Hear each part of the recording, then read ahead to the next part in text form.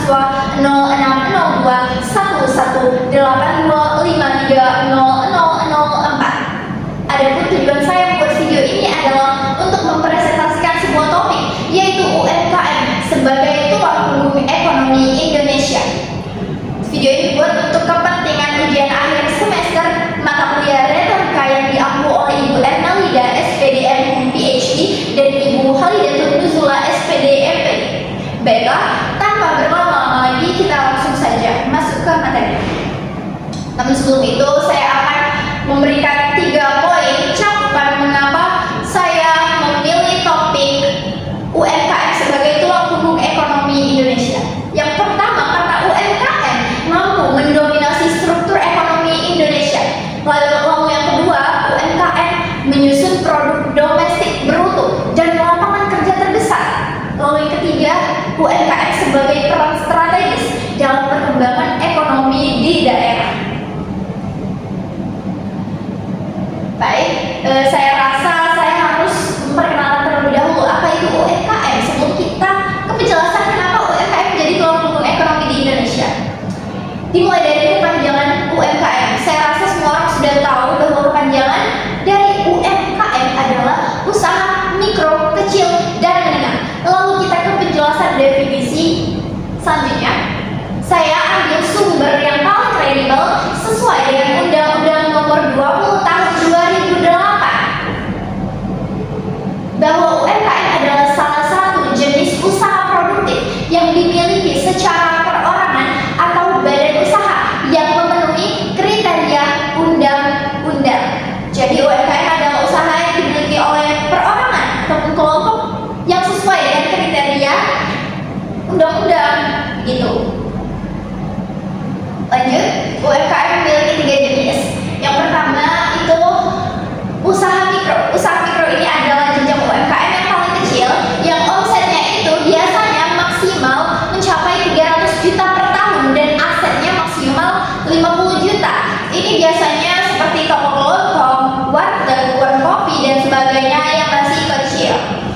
Yang kedua adalah usaha kecil. Usaha kecil ini lebih terstruktur usahanya daripada usaha mikro, tetapi tidak melampaui usaha menengah. Usaha kecil ini biasanya omsetnya itu mencapai 300 juta sampai 2,5 miliar per tahun dan asetnya itu maksimal 500 juta. Biasanya ini seperti pengrajin mebel, catering rumahan, dan sebagainya. Lalu ada pun jenis UMKM yang ketiga, yaitu usaha menengah. Nah, ini sudah termasuk usaha dari orang-orang profesional. Biasanya usaha ini mencapai 50 miliar per tahun omsetnya dan mempekerjakan 20 orang sampai 99 pekerja. Jadi ini cukup besar dan jenjangnya paling tinggi jika dibandingkan dengan jenis-jenis UMKM yang lain. Nah, ini dia bagian yang paling penting kenapa UMKM dianggap sebagai tulang punggung ekonomi di Indonesia. Yang pertama, karena pelaku UMKM di Indonesia sudah mencapai kurang lebih 66 juta unit usaha atau 99% dari total usaha Indonesia. Bayangkan, dari seluruh total usaha yang ada di Indonesia, pelaku di baliknya itu adalah pelaku dari UMKM.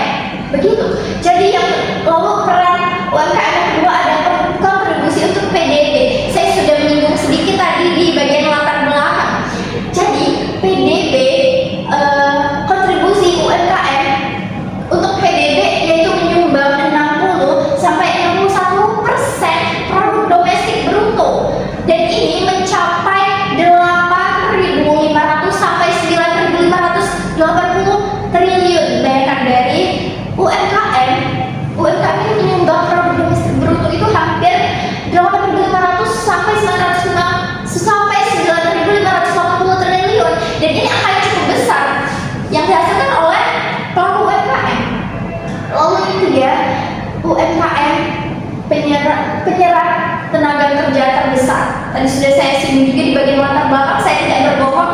Jadi UMKM ini menghasilkan tenaga kerja, menciptakan lapangan kerja yang cukup besar, yaitu 117 juta pekerja. Ini hampir keseluruhan dari angkatan kerja, yaitu 97%. Ini angka yang cukup besar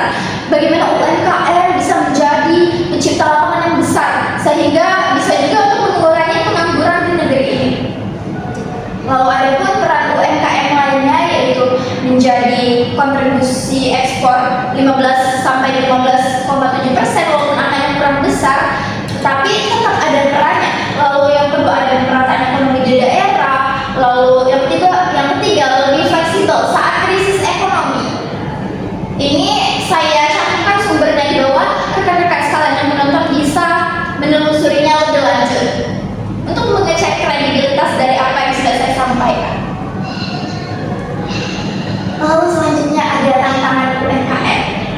Walaupun UMKM menjadi tulang punggung ekonomi di Indonesia, tetap saja ada tantangannya. Yang pertama ada akses modal terbatas.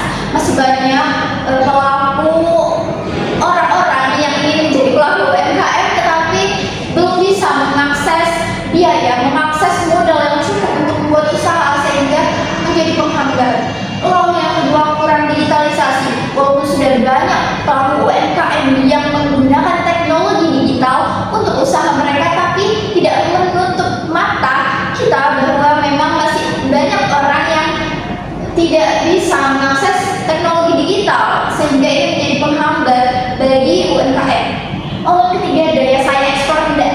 Kita pasti tahu bahwa produk impor dari luar masuk ke negeri ini cukup banyak dan terjadi terus-menerus sehingga ini menciptakan persaingan bagi pelaku UMKM lokal dari produk-produk impor tersebut untuk mengekspor produk dari UMKM lokal. Tapi teman-teman, walaupun ada tantangan dari UMKM, pastinya kita ada solusi atau strategi yang bisa kita upayakan atau kita lakukan untuk mendorong pertumbuhan UMKM di Indonesia. Yang pertama yaitu literasi digital untuk pelaku UMKM. Jadi pelaku UMKM ini harus diberi penyuluhan, diberi pemahaman terkait literasi digital, literasi digital, bagaimana mereka mengetahui apa saja sih inovasi-inovasi yang mereka lakukan itu bisa diketahui melalui literasi digital. Jadi literasi digitalnya sangat penting sekali untuk pelaku UMKM sehingga UMKM bisa bertumbuh lagi. Yang kedua itu strategi mendorong sertifikasi dan legalitas. Ini bisa dilakukan oleh pemerintah.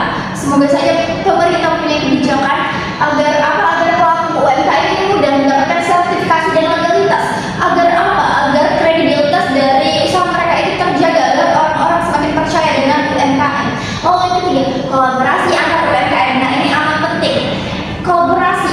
Contohnya ada pelaku UMKM yang bergerak di bidang makanan. Lalu satu lagi ada pelaku UMKM yang bergerak di bagian desain wadah atau bungkus makanan. Nah, mereka bisa berkolaborasi dari makanannya hingga ke wadah atau pembungkusnya tadi.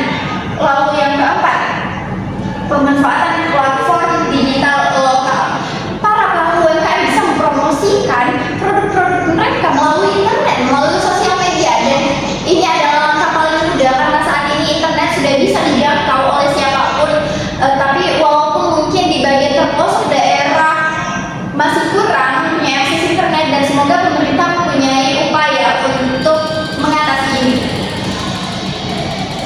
Baik, kita sudah sampai di bagian akhir. Jadi kesimpulan dari apa yang sudah saya sampaikan adalah UMKM bisa menjadi tulang punggung ekonomi di Indonesia karena memiliki peran besar untuk PDB, untuk lapangan kerja dan sebagainya. Namun ada beberapa rintangan atau tantangan yang dihadapi oleh pelaku UMKM.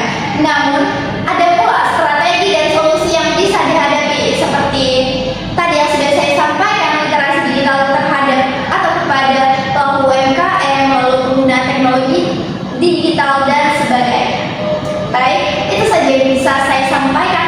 Semoga apa saja yang saya sampaikan tadi bisa menjadi informasi baru dan bisa bermanfaat bagi kehidupan kita secara nyata. Terima kasih yang sudah menyimak sampai akhir. Saya akhiri dengan wassalamualaikum